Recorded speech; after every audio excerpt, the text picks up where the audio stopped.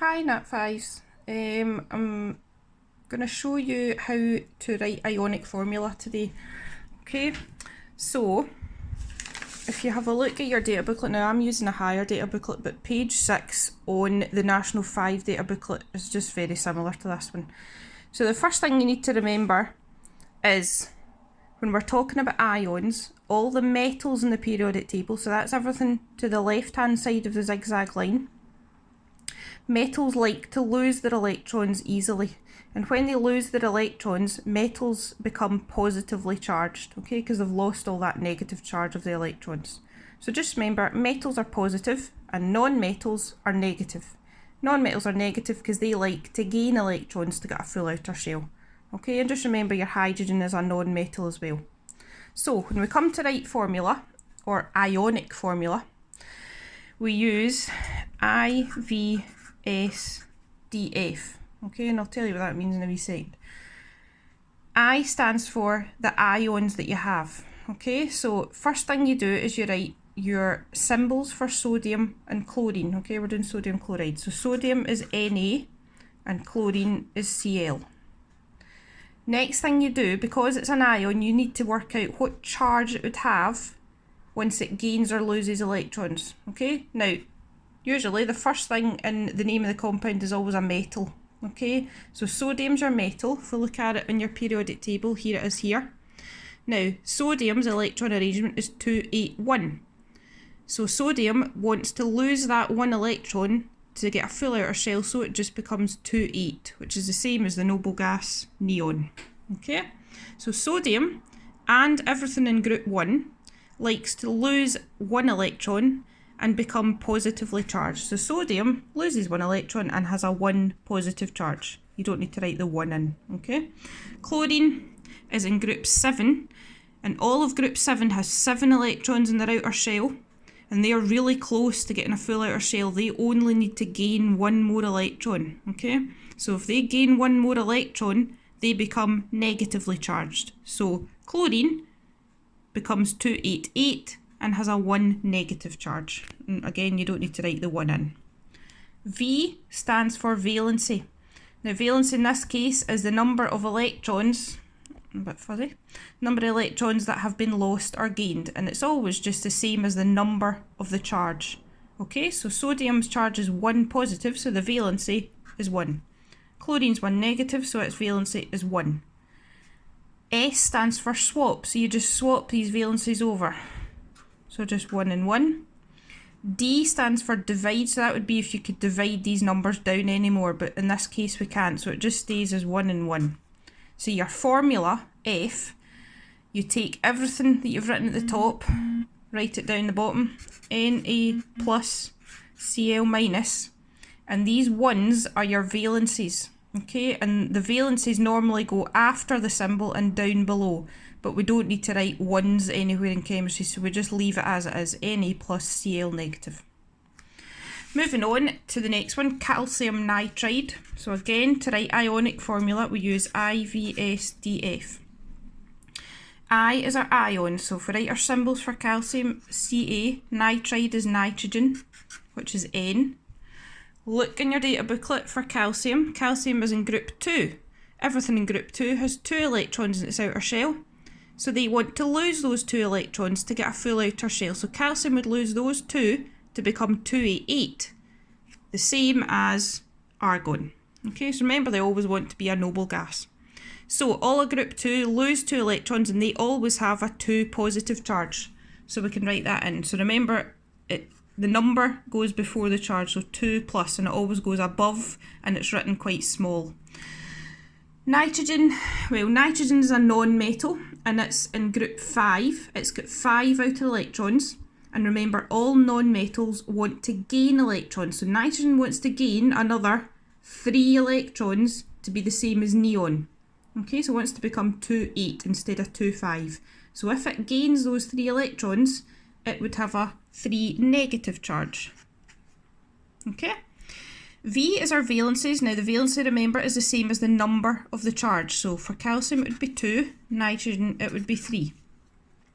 S, swap them over. So this time 3 goes there, 2 goes there.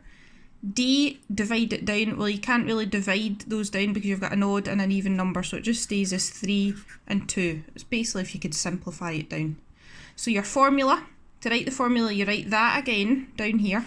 So Ca2 plus up the top, N3 negative up the top, and then your valencies, 3, you've got 3 calcium, so the 3 goes after the symbol and down below, and 2 nitrogens, the 2 goes after the N and down below. So that is your ionic formula. Okay, moving on to magnesium oxide. Okay, so magnesium is Mg, oxygen is O. Magnesium again is in group 2, so it's got a 2 positive charge. Oxygen this time is in group 6. It's got 6 outer electrons, so it wants to gain another 2 electrons. So it would have a 2 negative charge. Valency is the number of the charges, so 2 and 2. Swap them over, well it's just 2 and 2.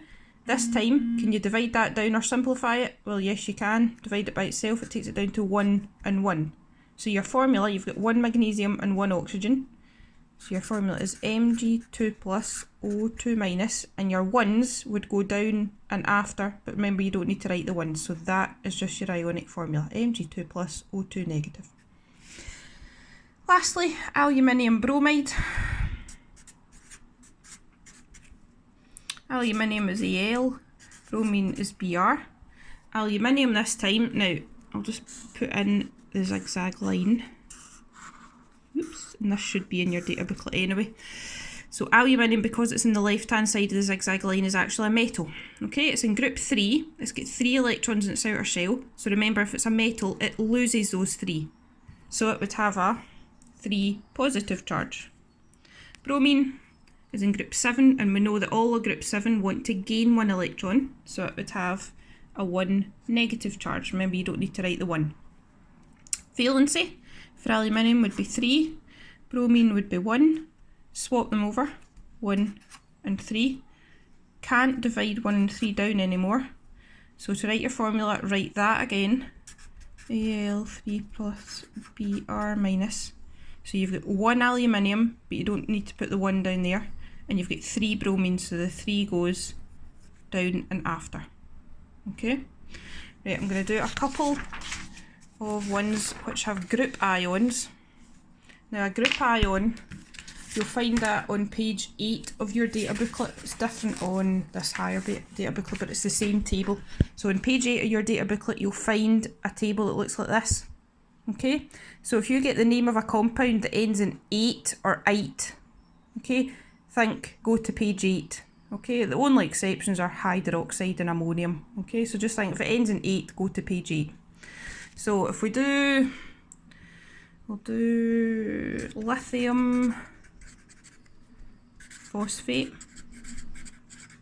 Okay, so lithium phosphate is an ionic compound because you've got a metal and you've got non-metals. Now remember, if it ends in 8, you go to page 8 and you look at this table here to get the formula.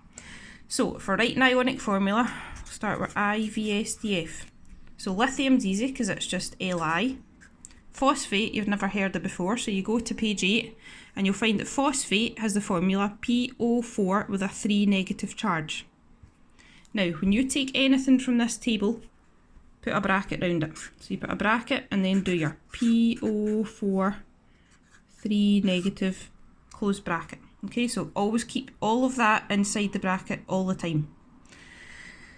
Oh, lithium we forgot about. So lithium's charge, lithium's in group 1.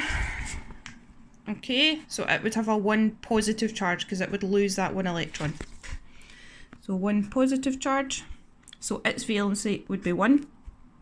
Phosphate has a 3 negative charge. Now, if you look at this table, if you look at the headings, that will tell you the valency 1, 2, 3. So its valency would be 3. Swap them over, 3 and 1. Can't divide it down anymore, so stays as 3 and 1. So your formula, write this again. Li plus PO4, 3 negative.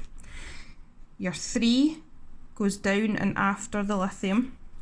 Your 1 would go down and after the bracket, but we don't need to put the 1 in. Okay, so just leave that as it is. So Li 3 plus PO4 3 minus.